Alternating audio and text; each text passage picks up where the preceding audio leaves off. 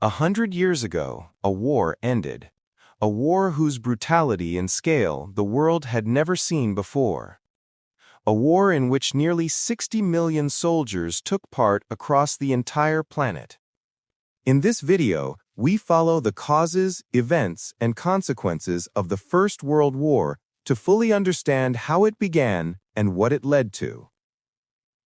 To grasp the essence of the First World War, we must start with 1871, the conclusion of the Franco-Prussian War between the French Empire and the North German Confederation, supported by the South German states. After 6 months of fighting, France is defeated, and the victors unite to form the German Empire. Alsace and Lorraine are annexed by the new empire, which becomes a major loss for France. In the following years, Germany rapidly expands its industry, economy, and military power, while securing alliances, first with the Austro-Hungarian Empire, and then with Italy, which is angered by France's colonization of Tunisia. Thus, the Triple Alliance is formed. Germany rises as a new industrial giant and begins colonizing African territories. In response, France enters into an alliance with the Russian Empire and secretly signs a non-aggression pact with Italy, hoping to avoid a second front in case of war. The British Empire, concerned by the rapid growth of the German army, especially the navy, abandons its isolation policy and draws closer to France and then Russia. Together, they formed the Triple Entente.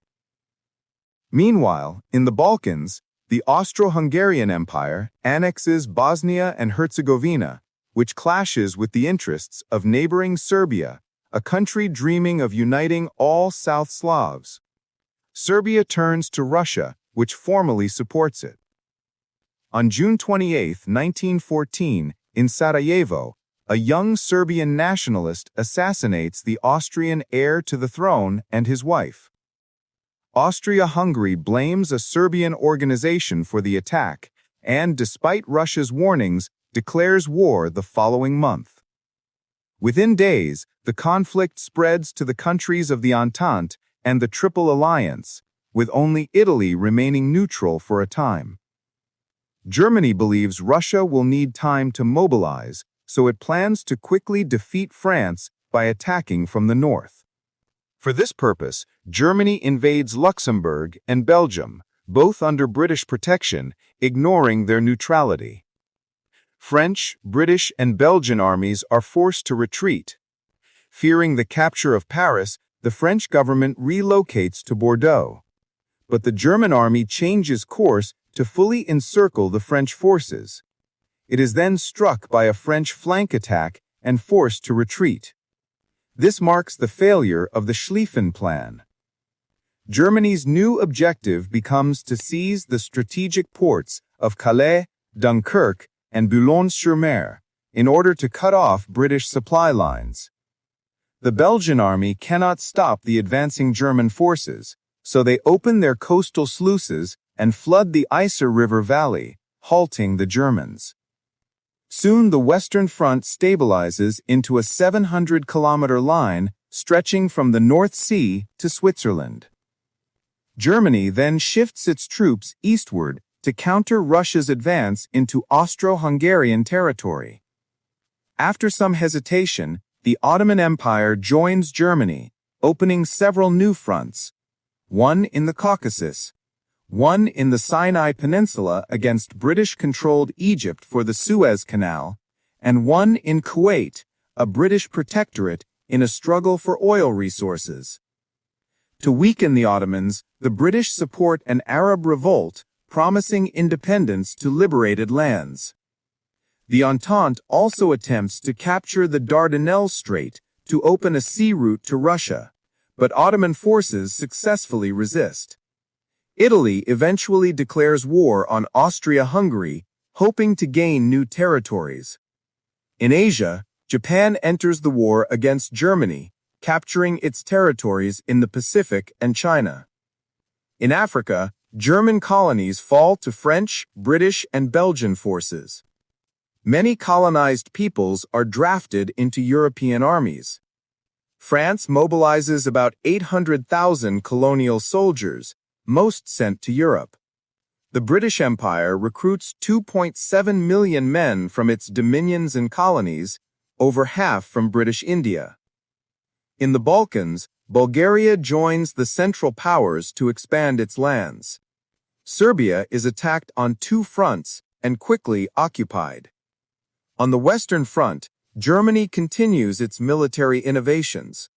It becomes the first to carry out air bombardments with Zeppelin airships. London and Paris are regularly targeted. Aircraft, first used only for reconnaissance, are soon equipped with machine guns, beginning the first aerial battles in history. Germany also launches submarine warfare, sinking all ships heading toward the United Kingdom, including merchant vessels. In trench warfare, both sides use poison gas, causing massive casualties. Meanwhile, the British create and deploy the first tanks. Despite numerous attempts for breakthrough, the front lines remain unchanged, and heavy losses continue. In the trenches, surviving soldiers endure horrific conditions: mud, disease, rats, and the stench of rotting corpses. In spring, mutinies erupt on the French side, but are eventually suppressed. This stalemate also exhausts Germany. The country turns to economic warfare, sending submarines into the Atlantic to sink any ship bound for the UK, including merchant vessels. Romania joins the Entente, but is quickly overwhelmed by attacks from all sides and captured. Neighboring Russia, exhausted by war, loses over 1.7 million soldiers, and morale collapses. A revolution topples the Tsarist regime.